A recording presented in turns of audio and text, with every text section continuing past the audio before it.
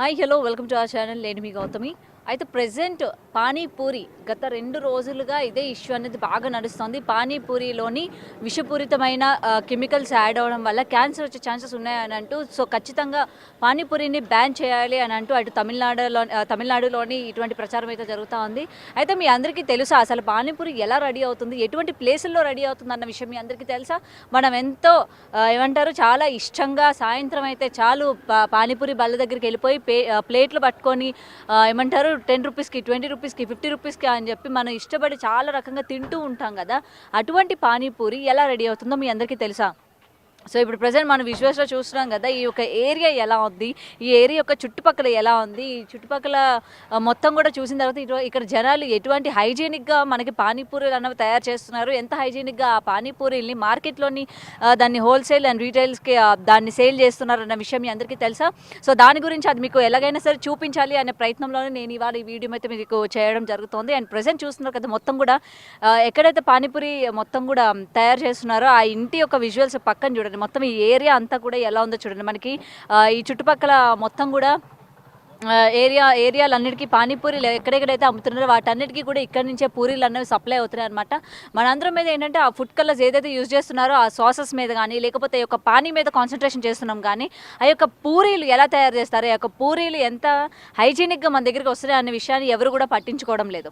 So చూస్తున్నారు కదా ఎంత హైజీనిక్గా ఉందో. సో పక్కనున్న చుట్టుపక్కల మొత్తం కూడా చూస్తుంటే చూడండి ఎంత మొత్తం కూడా చెత్త అంత పేరుకుపోయి అటు చూడండి కుక్కలు కానీ నక్కలు కానీ ఏంటో రకరకాలుగా ఉంది, ఈగలు వాళ్తూ దోమలు వాళ్తూ. ఇటువంటి ఫుడ్ ఆల్రెడీ ప్రెజెంట్ పెరుగుతున్న దాంట్లోనే ఏంటంటే పెరుగుతున్న జనరేషన్లో మనం తిన్న ఫుడ్లోని ఎందులో కూడా హైజీనిక్ లేదు, మొత్తం కూడా ప్లాస్టిక్ ఫుడ్ తీసుకుంటున్నాం.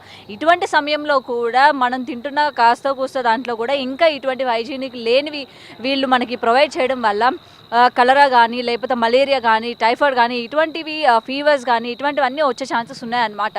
సో చూస్తున్నారు కదా ఎంత అసలు దారుణంగా ఉన్నది ఇక్కడ పరిస్థితి. ఇక్కడ ఆల్మోస్ట్ అన్ని ఇళ్లలో కూడా ఏంటంటే మొత్తం పానీపూరీలు ఇక్కడి నుంచే మనకి రెడీ అవుతాయి అన్న విషయం అయితే తెలిసింది. ఆల్రెడీ చూడండి ఇక్కడ ఉన్న అన్ని ఇళ్ళు ఏవైతే చూస్తున్నారో దగ్గర ఒక 20-30 ఇళ్ళ వరకు ఉన్నాయి. మొత్తం వీళ్ళందరూ కూడా పానీపూరీలు మాత్రమే తయారు చేసి ఇక్కడ నుండి సప్లై చేస్తారంట. మధ్యాహ్నం 12 గంటల నుంచి వీళ్ళు ఏంటంటే తయారు చేయడం అనేది స్టార్ట్ అవుతుంది. దాన్ని తొక్కడం కానీ ఆ పిండిని ఎలా తయారు చేస్తారు ఏంటి అనేది మీకు మరుసటి వీడియోలోని నేను మీకు చూపించే ప్రయత్నం అయితే చేస్తాను.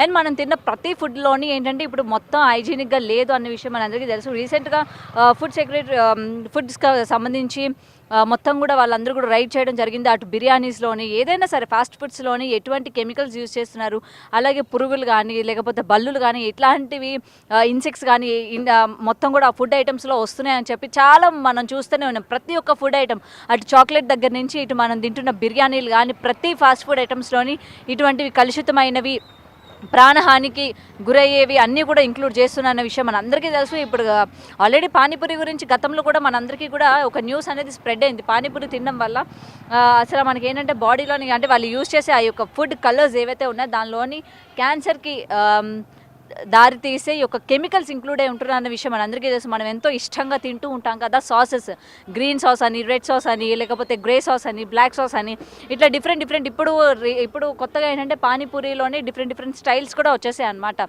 ఈ డిఫరెంట్ సాసెస్ అనేవి యాడ్ అవ్వడం కానీ లేకపోతే పానీపూరిలో డిఫరెంట్ చాట్ అని చెప్పి లేకపోతే మసాలా అని చెప్పి ఇలాగ మనం డిఫరెంట్ కొత్త టేస్ట్లు మనం ఎంజాయ్ చేస్తూ ఉన్నాం. కానీ దాని వెనుక ఉన్న అసలు ఏంటి, ఇంత కొత్త టేస్ట్లు మనం ఎంజాయ్ చేస్తున్నాం, దాని వెనుక ఎటువంటి ఈ చూస్తున్నారు కదా మొత్తం కూడా ఎలాంటివి భయంకరమైన ఉన్నాయి, మన ఆరోగ్యానికి భయంకరం తెచ్చేవి ఎటువంటివి యూజ్ చేస్తున్నారు అన్న విషయం ఒక్కరు కూడా మనం ఆలోచించట్లేదు.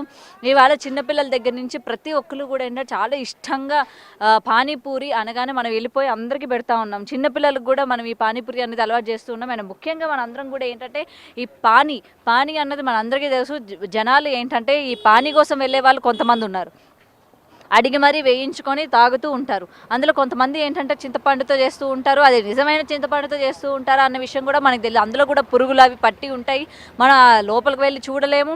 దాని తర్వాత కొంతమంది ఏంటంటే ఈ కొత్తిమీర, కరివేపాకు లేకపోతే పచ్చిమిర్చి వీటిని యూజ్ చేస్తూ ఉంటారు. దానికి కూడా ఎఫర్ట్ చేయలేని వాళ్ళు ఏంటంటే ఈ కలర్ ఏదైతే ఉంటుందో దానికి ఎక్కువ ఇంపాక్ట్ అయిపోతూ ఉంటారు అనమాట. ఈ ఆమ్లా కానీ లేకపోతే ఈ కలర్ కానీ బయట మార్కెట్లో దొరికేవి.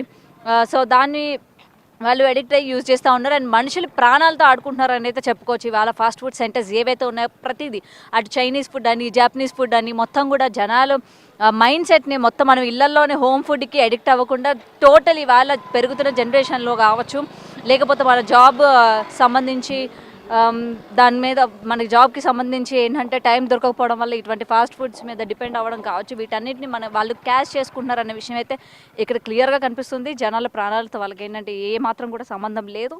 అండ్ ప్రజెంట్ చూస్తున్నారు కదా మొత్తం లొకేషన్ అంతా కూడా ఎట్లా ఉందో. సో ఇటువంటి ప్లేసుల్లోనే మనకి ఏంటంటే ఈ యొక్క పూరీలు ఎవరైతే బాగా ఇష్టంగా వెళ్ళి తింటూ ఉంటారు కదా ఎవ్రీడే ఈవినింగ్, ఇలాంటి ప్లేసుల్లోనే రెడీ అవుతుందన్నమాట.